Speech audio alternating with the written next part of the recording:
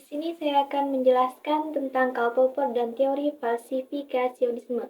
Nah, Karl Popper ini adalah seorang filsuf yang lahir dan dididik di Wina pada tahun 1920-an, memainkan peran penting dalam pergeseran paradigma dalam filsafat ilmu pengetahuan.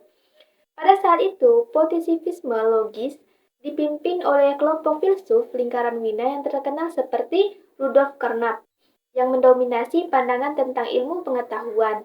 Namun, Popper membawa alternatif baru yang disebut falsifikasionisme. Nah, falsifikasionisme sebagai lawan dari induktivisme menolak ide bahwa sains dapat ditarik dari fakta-fakta yang teramati. Popper kecewa dengan pendekatan tersebut, terutama dalam konteks teori-teori seperti Freudian dan Marxist yang tampaknya tidak pernah bisa dipalsukan karena keleluasannya dalam menafsirkan setiap kejadian untuk mendukung teori mereka. Nah, Popper menyoroti perbedaan antara teori yang kuat dan teori yang lemah dengan menggambarkan uji terkenal teori relativitas umum Einstein oleh Eddington pada tahun 1919. Nah, teori ini diprediksi bahwa sinar cahaya akan dibelokkan oleh benda-benda besar seperti matahari. Eddington menguji ini selama gerhana matahari, dan hasilnya mendukung teori Einstein.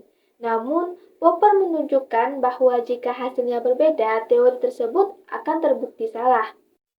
Nah, konsep utama yang diusung oleh Popper adalah bahwa teori ilmiah harus dapat dipalsukan dengan membuat prediksi yang konkret dan dapat diuji. Suatu teori menempatkan dirinya pada risiko kegagalan, dan inilah yang membedakan teori ilmiah yang kuat dari teori yang hanya dapat mengakomodasi semua kemungkinan. Nah, teori ilmiah menurut Popper harus berani membuat prediksi yang dapat membuktikan teori tersebut salah salah jika tidak terpenuhi. Nah, dalam menggambarkan pendekatan ini, Popper menyoroti peran penting observasi dan eksperimen dalam pengembangan ilmu pengetahuan. Teori-teori ilmiah dianggap sebagai dugaan spekulatif yang harus diuji secara ketat melalui observasi dan eksperimen. Hanya teori-teori yang mampu bertahan dalam uji coba ini yang layak dipertahankan.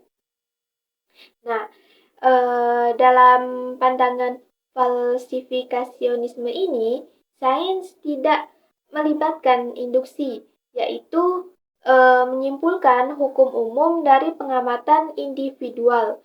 Sebaliknya, deduksi logis dari pernyataan observasi tunggal dapat membawa pada kesimpulan yang lebih luas.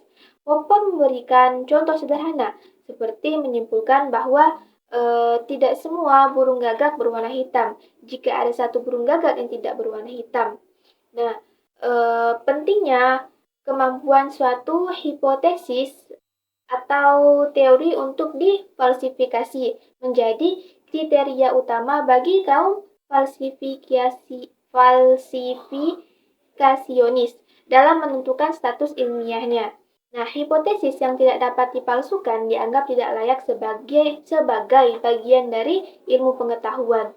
Nah, Popper menekankan bahwa dapat dipalsukan bukanlah konsep absolut, melainkan terkait dengan kemampuan untuk pernyataan observasi untuk menunjukkan inkonsistensi dengan teori.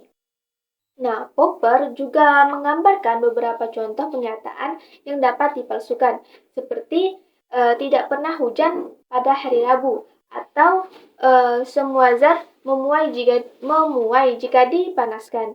Dengan mengacu pada observasi, kita dapat membuktikan atau membantah pernyataan ini, sehingga menjadikannya kriteria validitas ilmiah.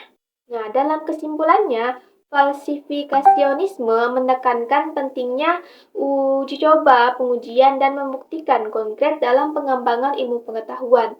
Nah, teori ilmiah harus berani membuat prediksi yang dapat membuktikan kesalahannya, dan keberhasilan suatu teori tergantung pada kemampuannya untuk bertahan dalam pengujian tersebut.